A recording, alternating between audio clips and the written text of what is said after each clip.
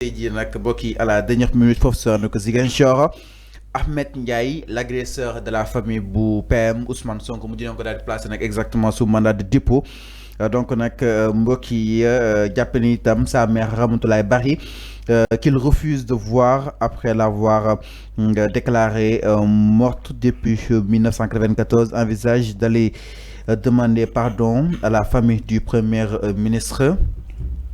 Alors moom ki nga xam nekk moo di Ahmed Ndiaye ak i mbokkam nag bëgg na daal di dem baalu ak ki nga xam nekk moo di famille Ousmane Sonko ginnaaw li nga xam ni itam def nañ ko mais tout d'abord dañuy ñëw si décision de justice bi nga xam ne itam wàcc na alors Ahmed Ndiaye finalement placé sous mandat de dépôt malgré ses excuses. Est-ce que cela a été prévisible justement à fond? Oui, mais bien sûr, ça y est dans les collimateurs. S'il a été arrêté en flagrant délit, nous plaçons en garde à vue au niveau du commissariat central de Ziguinchor. Mais il faut s'attendre à ça, à ce que le procureur ou bien le juge, donc Binek à Ziguinchor, le tribunal de Ziguinchor, pour me placer sous mandat de dépôt, en attendant son procès dans une semaine ou bien dans 5 jours. Parce que mardi, il y a athée, sous mon djoumoul, mardi prochain ou lundi. Donc, lolo, c'est prévisible. En tout cas betul ken betul sénégalais yi bëri y compris man betuma ni que ce Ahmed Ndiaye là sera placé sous mandat de dépôt en attendant son procès. Voilà ci procès la avocat am di wax wala mom di wax lan moko animé pour mu def lolu. Maintenant concernant famille am bu bëgg dem balu il a expliqué pas mal de frustration. Oui mais quand il explique boko expliquer dans un petit procès bi il va falloir nga ñëw ci lolu avec un document bien motivé bi wara tax duñ la jallalé di nga nek kasso. Mais c'est pas une raison. C'est pas une raison. Dans ce qu'il a dit ça n'existe pas. Bo frustré wu ken waxu la bo frustré wu nga dem attaquer famille jambour qui n'a rien à voir avec sa frustration. Famille Ousmane Sonko ban rapport la am avec sa frustration mom Ahmed Ndiaye. Frustration kay dafa wara dem attaquer la direction générale de Ecotra parce que ñom ñoo leen fayul. Dafa wara dem attaquer Ecotra cette direction parce que ñom ñoo leen fayul. Mais nekul yow da ngay frustré nga dem attaquer famille jambour après pour ñoo né ma ngi balu ak bal leen ma. Lolu c'est tellement facile, c'est très facile. Même famille on bu demee balu ji ak ci famille Ousmane Sonko ñakul l'action judiciaire va continuer. Okay. Parce que c'est pas la famille de Ousmane Sonko qui a porté plainte. Porté ou plainte. Ahmed a été arrêté en flagrant délit. Ay policiers ñoko arrêté. Le commissariat de Yamatogne à Ziguinchor, les policiers là ñom ñoko arrêté. Okay. Donc c'est pas la famille qui a porté plainte. Bu fekkee famille bi mo duggal plainte am nga né da ngay dem ñaan ñek pour ñu retirer cette plainte là. Mais la famille de Ousmane Sonko n'a pas porté plainte. Il a été arrêté suite à ses actes. Donc des actes yo xamantene posé nako, def nako en flagrant délit, ñu japp ko, arrêté ko, yobbu ko ci le commissariat central de Ziguinchor. Après ci le procureur ñew, mom ak le juge ñu door ko mandat de dépôt. Alors ñi japp ni aussi direction Ecotra il faut que ñu dal li nga xamné que modi gestu bu baax justement et tant d'autres est-ce que japp nga ni jëmono ji il faut ñu sauver li nga xamné que modi ces emplois d'où cette direction quoi qu'on puisse sur quoi. Man l'inspection générale du travail l'a interpellé. C'est pas Ecotra. Comme information bi ñom jot nañ ci lan lañuy xaar pour def sen liguey. L'inspection générale du travail. Non, des agents, 1000 agents, 1000 Sénégalais. 1000 Sénégalais employés dans une boîte. Nous liguons 6 mois fay ñu len. Information bi dem ba tab ci sen nopp. Ñom lan lañuy xaar pour def sen liguey. Bi dañu tollu say état bu négociation. Ban négociation? Dama né nekkuñu ci négociation. Ecotra doit payer les salaires de ces agents-là. S'il n'en a pas les moyens. Damane si la moutaj. Parce que mëno continuer di liggéeylo doomu jambour ba paré do ko fay waxna ko fi waxat ko fi. La direction la direction l'inspection générale du travail war nañu dem régler le cas de ces 1000 agents là ñi nek Ecotra té ken fayu len. Man loolu laa wax man ce que j'ai dit c'est pas diable c'est pas difficile à comprendre li ma wax c'est pas difficile à comprendre comme le cas de Ahmed Ndiaye jaar na fi ba siiwal moom moo ko siiwal daanaka affaire boobu moo siiwal ni que les 1000 agents yi nekk Ecotra kenn fayu leen depuis 6 mois affaire Ahmed Ndiaye bi Ziguinchor moo ko feeñal léegi autorités yi désormais ils sont au courant les autorités sont au courant ni que les 1000 jeunes sénégalais qui sont employés dans la société Ecotra toog nañu 6 mois kenn fayu leen salaire ana ñoom Guy Marius Sagna ñi doon jàppale yu mel nii ana ñoom Guy Marius Sagna où sont les activistes ñoom Abdou Karim Gueye ñi doon jàppale ces cas là ces cas pareils ana ñu mais donc les autorités ne sont pas au courant tout le monde est au courant ni que Ecotra n'a pas payé des salaires à ses agents balaa le cas Ahmed Ndiaye bi parce que le cas Ahmed Ndiaye neex naa régler justice moo koy régler lu ñu war a régler mu ngi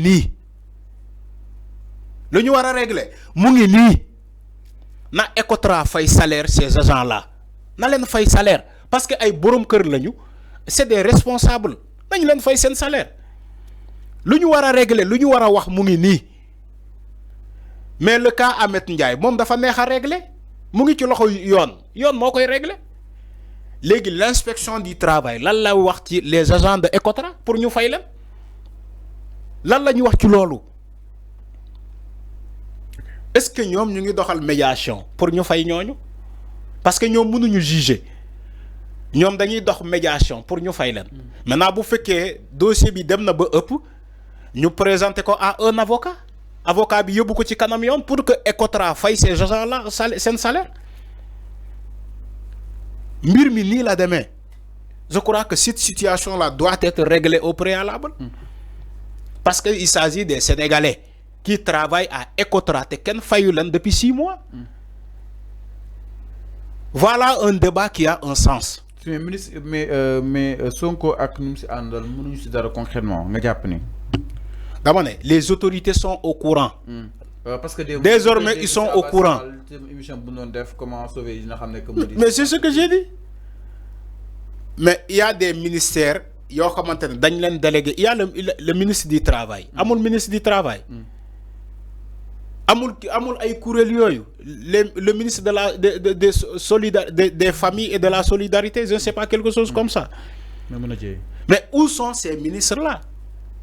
désormais yëgg nañu que ni que ay nit ñu ngi liggéey ci bërëb sàngam depuis 6 mois kenn fayu leen état war na taxawal ces jeunes là parce que c'est des Sénégalais. mais jàpp ni ces entreprises aide ak assistance leen gën a soxla concrètement. mais assistance dañoo soxla assistance mais boo soxlay assistance tamit da nga war a sàmmante ak yoon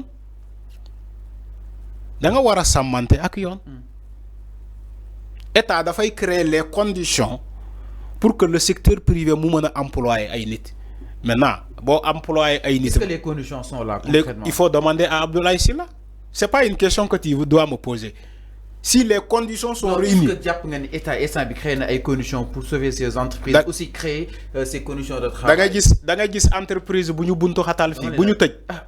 ban entreprise ba la état jël ne ko da ngay tëj. mais impôt yi am na ñu mu sonal. dama ne impôt yi dans tous les pays au monde. dans tous les pays au monde. dans tous les pays au monde. dans tous les pays au monde on paye des impôts. Le Sénégal ne sera pas une exception.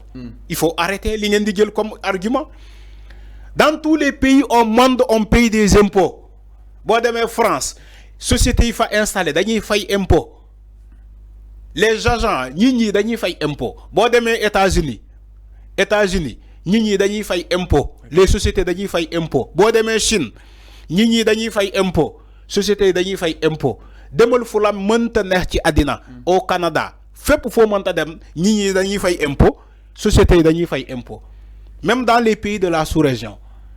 Vous voulez dire que au Sénégal oui ñi waruñu fay impôt pourquoi. si war nañ fay impôt. mais yow yaa ko wax. mais xool naka leen koy daal di li nga xam ne que moo di yombalalee wala kon ñu daal leen koy wala mën a fay par tranche. dama ne ñi dañuy fay impôt. c'est des issues de possibilité. xam nga yow boo taxawee dina da ngay def bras de fer ak l'état du Sénégal chaque jour ma wax ko fi yow yaay gaañu état du Sénégal bu la ne fayal impôt munoo ko fay en un seul coup mais da ngay ñëw waxtaan ak moom nga ne ko léegi nangu naa fay impôt mais dag may ma fay ko par li par tranche état du la bañal dara parce que état mécanisme bi nga mënta jël pour fay impôt état dina la jàppale ci loolu mais ñoom dañoo taxaw bras de fer ak l'état du Sénégal ne état du Sénégal ñun fay ñu état ne leen d'accord nañ dem. su leen ko mayoon nag.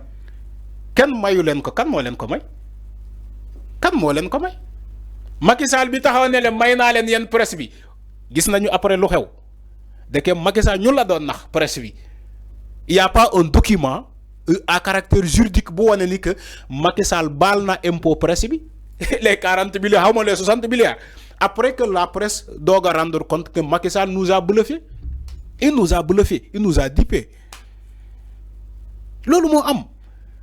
Tu peux pas installer ta société au Sénégal ba pare nga ne doo fay impôt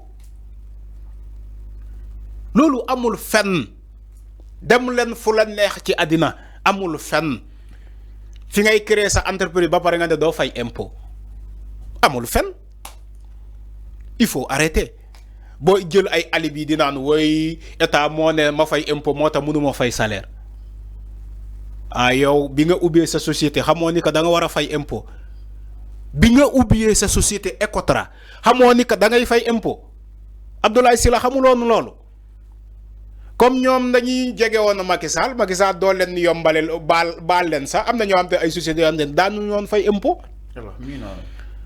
am na ay sociétés yoo xam te daañu noon fay impôt ci jamono Macky Sall parce que c'est des militants c'est des membres de Benno Bokk Yaakaar c'est des membres de APR c'est des amis à Macky Sall moo tax fay ñu impôt. Normalement impôt boobu war nañu ko fay parce que l'impôt c'est pour tous les Sénégalais le trésor public sénégalais Macky Sall baal ay nit impôt parce que ay xaritam la c'est comme si impôt bi Macky Sall moo ko moom parce que Macky Sall bu demee bay baal ay société ne leen jarul ngeen fay impôt c'est comme si moom impôt bi pour moom Macky Sall la moom moo ko moom impôt bi war a dugg ci gafa ga xaalis Sénégal nga ne yow baal nga ko nga jox ay exonération loolu mooy exonération boo exonéré ay entreprise ne leen baal naa leen impôt exonéré leen alors que impôt bi yow moomoo ko loolu moo dal beaucoup de sociétés ay ñoom Ecotra yi taxaw di naan woy état moo ne état laa amel xaalis impôt moo tax mënuma fay salaire kon doo tëj da ngay tëj. alors c'est clair mi ngi da ngay tëj benn yoon. alors non buñ tëj nag nañ def lépp sauf tëj alors ñu daal ñëw itam si benn ponk ginnaaw ki nga xam ne que moo di moom Ahmed mujjee nañ ko daal di placer exactement sous mandat de dépôt maanaam jàll ne ko exactement li nga xam ne que moo di kasu ginnaaw attaque bi nga xam ne itam andoon na ko si këru Ousmane Sonko alors dañuy dem foofu si